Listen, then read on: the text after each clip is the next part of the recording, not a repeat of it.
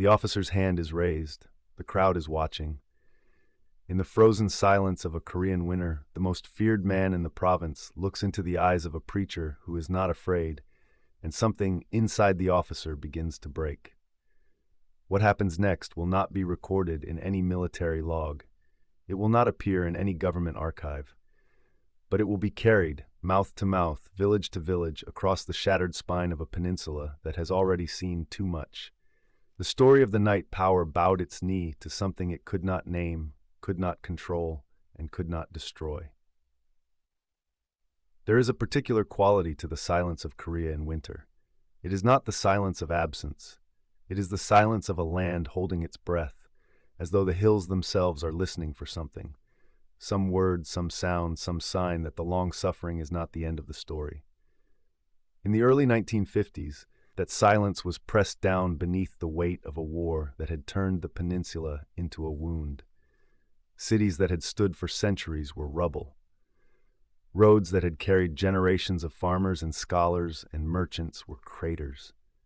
And the people moved through the wreckage of their world with the particular gait of those who have learned not to look too far ahead, because too far ahead is a darkness they cannot survive. It was into this world that Paul Yonggi Cho was born, in 1936, in the southern city of Ulsan. He was born into a family of modest means, in a culture of deep Confucian structure, in a country that was, even then, already trembling at its foundations.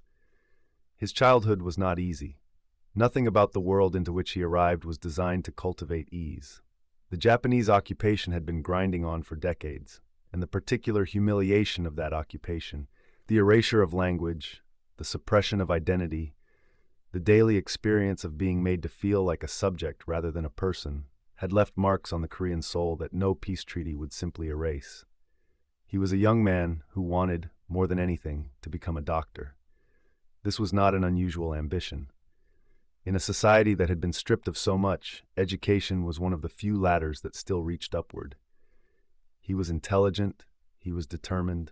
He studied with the focus of someone who understood that the path he was walking had no room for drift. And then, in 1954, when he was 18 years old, his body betrayed him. Tuberculosis was not a gentle disease. It was not the kind of illness that allowed a young man to rest quietly and then return to his life. It was a siege. It came into the body and dismantled it, room by room, with a slow and remorseless patience that could not be argued with or bargained away. The doctors who examined Paul Yonggi Cho did not offer him hope. They offered him honesty, which is sometimes the cruelest gift a physician can give. He had, they told him, perhaps a few months to live. There is something that happens to a person when the ordinary future is taken away. When the path so carefully mapped, the medical school, the career, the contribution to the world, is simply removed, not by choice, not by failure, but by the random and indifferent mechanics of cellular destruction.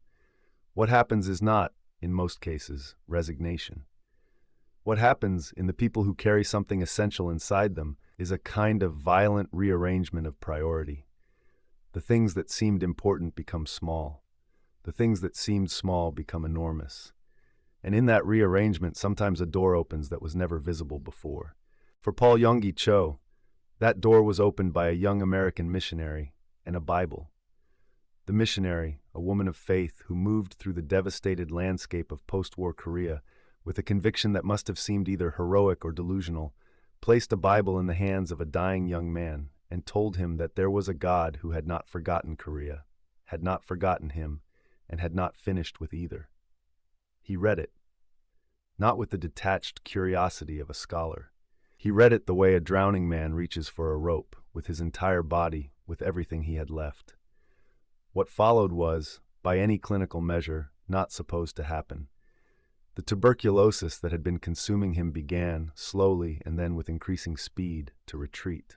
His strength, which had been ebbing with the mechanical certainty of a tide going out, began to return. The doctors who had given him months looked at him again and found themselves in the uncomfortable position of confronting something their training had not prepared them for. He was healing in a way that did not have a satisfying medical explanation.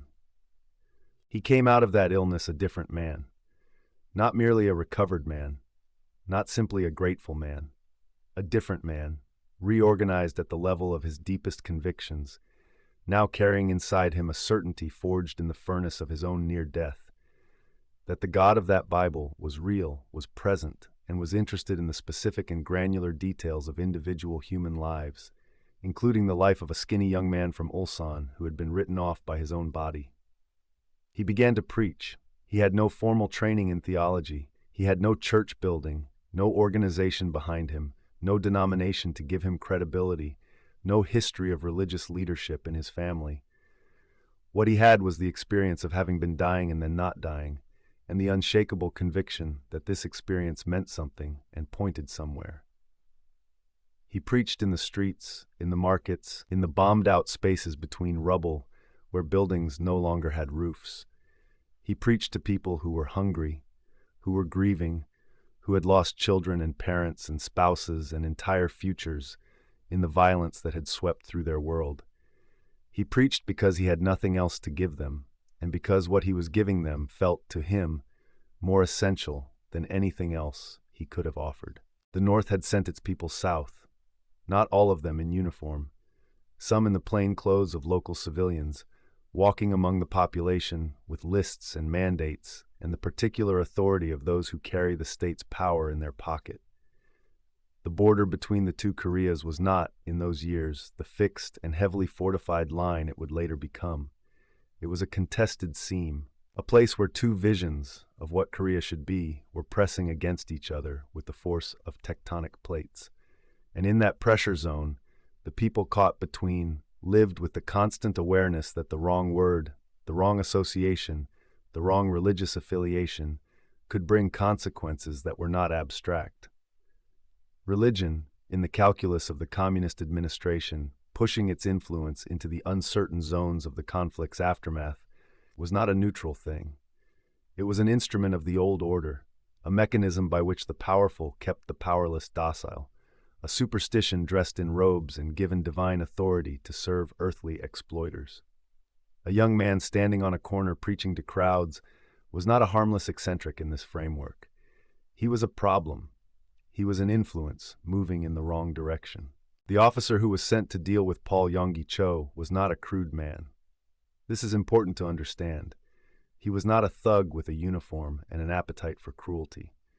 He was, by the account of those who knew him, an educated man of genuine conviction who had seen the old Korea, the Korea of inequality and foreign domination, and decided, with the particular passion of the ideologically committed, that a new order was needed. He had the tools of state authority. He had experience. He had the practiced efficiency of a man who had done this work before, and it had always produced the same result: compliance.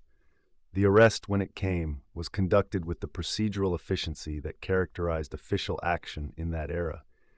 There were no theatrical preliminaries. There was simply the arrival of the officer and his men at the place where the young preacher was speaking, the assertion of official authority, and the removal of Paul Yonggi Cho from the crowd gathered around him. The crowd watched. This is one of the things that makes the account remarkable. The crowd did not disperse. They did not melt away into the side streets with the practiced invisibility of people who have learned that association with the arrested is its own form of danger. They stayed. They stood in the cold air and watched. This, in itself, was a statement, though it was a statement none of them could have fully articulated. Something held them there, in the cold, watching the young man be taken away by the man who held his fate. What they could not have known was that the most important moment of the encounter had not yet happened. The officer took the preacher to a building, the kind that appeared in every Korean city in those years. Functional, gray, stripped of anything that could be called comfort or beauty, designed not to welcome but to contain. Inside, the door closed. The crowd remained outside, in the cold, waiting. The interrogation began with professional precision. The officer asked his questions in the particular way of a man who has developed a rhythm for this task. He was not interested in theater. He was interested in information, in compliance, in the particular kind of surrender that the state required from those it determined were operating against its interests. He expected, as he always expected, that the application of official pressure in an official setting would produce the desired result. It usually did. Most people, placed in a small room by the state in a country that had demonstrated its willingness to use extreme force, became cooperative with a speed that was almost mathematical. Paul Yonggi Cho did not become cooperative. This was not bravado. It was not the performance of courage, the kind of theatrical resistance that is really about audience and legacy and the story one tells about oneself. What the officer encountered in that room was something quieter and stranger and ultimately more disturbing than defiance. He encountered a young man who was genuinely not afraid, not because he was unaware of his circumstances or too young to understand the implications. He understood the implications fully. He simply did not experience them with the weight they were supposed to carry. He sat in that room the way a man sits when he is at home, not relaxed exactly, but settled, grounded, occupying his own center of gravity in a way that the room and the officer in it could not disturb. The officer pressed harder. He had tools at his disposal, not merely the tools of physical force, but the tools of psychological pressure, of implicit threat, of careful articulation of consequences that a skilled interrogator deploys with the precision of a surgeon. He used them. He had used them before, on men who were by any ordinary measure tougher than this thin young preacher. They had worked before. They did not work now. And here is where the account moves from the remarkable into the territory that resists easy categorization. The officer, in the middle of his interrogation, began to feel something. It is difficult to describe because the officer himself, in the years that followed, struggled to describe it. Not because he was inarticulate, but because the experience did not map onto any category his training had given him. He felt a presence in the room, not the preacher's presence. He was already acutely aware of that. Something else. Something that seemed to occupy the space in a way that was distinct from the physical objects and physical people it contained. Something that had weight without mass, attention without eyes, and a quality that he could only, later and with great reluctance, describe as love. Not the sentimental variety, not the kind that asks nothing, but the kind that sees everything and chooses to remain anyway. He stopped talking. The preacher had not said anything particularly persuasive. He had not argued his case with theological precision or debating skill. He had simply been present. He had spoken, when he spoke, with the plainness of someone who has moved past the need to convince and arrived at the simpler task of testifying. This is what happened to me. This is what I know. This is what is real. And in the space between those simple words, something had moved. The officer stood up. He walked to the window. He stood there for a long time, looking at something outside that no one else could see, processing something inside that had no name in any language he had been taught. The preacher waited. He did not press the advantage. He did not speak into the silence with more words. He understood, with the instinct of someone who has spent enough time in prayer to recognize the difference between a silence that is empty and a silence that is full, that what filled the room now needed to be honored and not interrupted. When the officer turned back from the window, his face had changed. Not in any melodramatic physical sense. He had not been transformed into a different person. But something in the arrangement of his features, the quality of his expression, the way he held himself in relation to the space around him, all of it was different. He was a man who had just been walked to an edge he had not known existed, and had looked over it and seen something that rearranged his understanding of the world in ways that would take him years to fully process. He did not say the words that the official record would have preferred him to say. He did not articulate a formal conversion or make a declaration of faith in the language of the church. What he did was simpler and stranger and more difficult to categorize. He knelt. In the middle of the floor of that gray official room, in the country that had declared God a fiction and religion an instrument of oppression, the officer who had come to silence the preacher went to his knees. The crowd outside did not see this. They were still in the cold, held by whatever force had kept them from dispersing into the safety of anonymity. What they saw was the door opening and the preacher walking out, not escorted, not released with the formal language of official procedure, but simply walking out, the way a man walks out of a room when the conversation is finished. Behind him, in the doorway, stood the officer. He did not speak. He stood there and watched the young man walk back toward the crowd, and on his face was the expression of a man who has been handed a question so large that he knows it will occupy him for the rest of his life. Paul Yonggi Cho walked back to the people who had waited for him in the cold, and he picked up his sermon where he had left off. The officer is said to have sought out the preacher again in the weeks that followed, not in his official capacity, but as a private man, carrying private questions. The meetings that followed were, by all accounts, quieter than the first. There are no records that survive with the clarity of documentation. There is only the thread of account, passed person to person, that speaks of a man who changed, slowly, with the particular difficulty of those who are asked to revise not just their beliefs, but the entire structure of their identity. The young preacher who walked out of that room in the Korean winter carried with him something the encounter had confirmed, not created. He already knew what he believed. He already knew what he had experienced in that hospital room when the tuberculosis had been consuming him, and something had arrived, and the tuberculosis had retreated. What the encounter with the officer had shown him was that what he carried was not merely for the already converted. It was for the skeptic. It was for the powerful. It was for the man who came into the room with every institutional advantage and every intellectual argument and the full weight of the state behind him. It was for that man, too. He carried this knowledge forward. He carried it into the borrowed tent he pitched on the outskirts of Seoul in the Daejeon district in 1958. He carried it into the work of building something that had no precedent, not just a church, but a community, a structure of care and prayer and mutual support designed to absorb the grief and hunger and dislocation of an entire people and attempt to transform it into something livable. He carried it through the years when the tent flooded and the congregation was 5 people, and the future was a thing that required more faith than evidence to believe in. The tent became walls, the walls became a building, the building became a campus. The campus became something that required a new vocabulary, because the old words for church and congregation had been designed for scales this thing had already surpassed.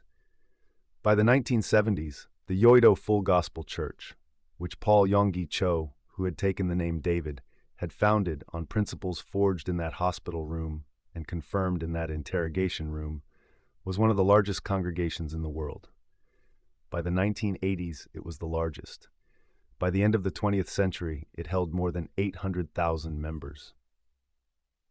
In the early years of the century that followed, the number would approach 1 million. 1 million people. 1 million individual lives, each carrying their own weight of grief and hope and confusion and longing, each finding something in this place that they had not found elsewhere.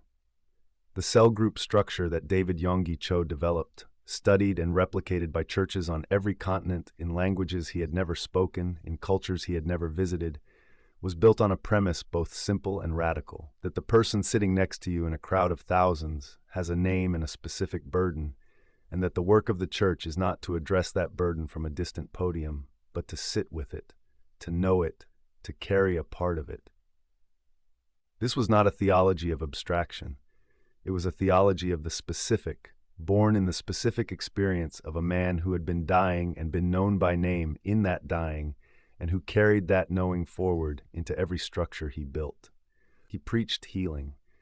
He preached that the God who had entered his hospital room was not interested only in the abstract condition of souls, but in the material and daily texture of actual lives. In a Korea that had been destroyed by war and occupation and poverty, this was not a small thing to say. To tell people who had lost everything that the divine was concerned not merely with eternity, but with whether they had food and work and shelter and the means to raise their children. This met people where they were, not where a more comfortable theology might have preferred them to be. He was not without controversy. No person who builds something at this scale can be. The questions that gathered around his ministry, theological, financial, personal, are part of the complete and honest record.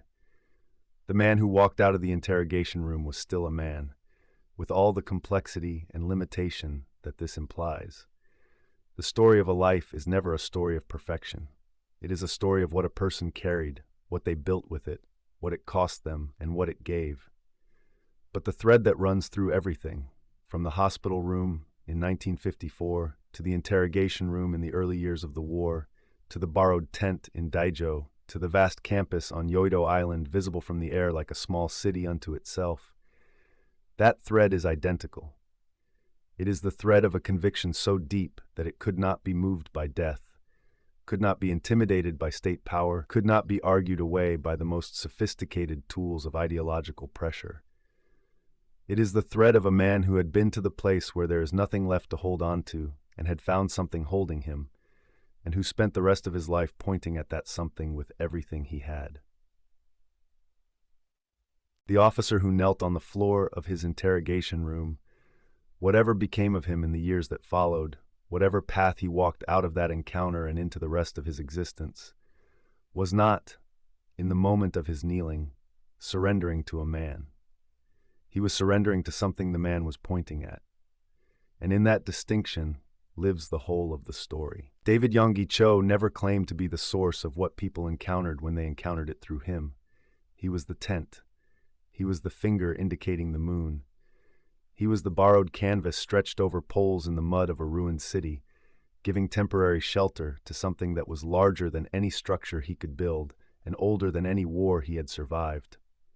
The moon is still there. The tent became walls. The walls became a building that became a campus, that became a movement, that became one of the most extraordinary religious phenomena of the modern world. And at the beginning of all of it, before the cameras and the crowds and the books and the conferences and the replicated cell groups in 100 countries, there was a thin young man in a gray room, sitting in the cold with the full weight of the state pressing against him. Not afraid. And the most powerful man in the room went to his knees. Some things cannot be explained. They can only be witnessed.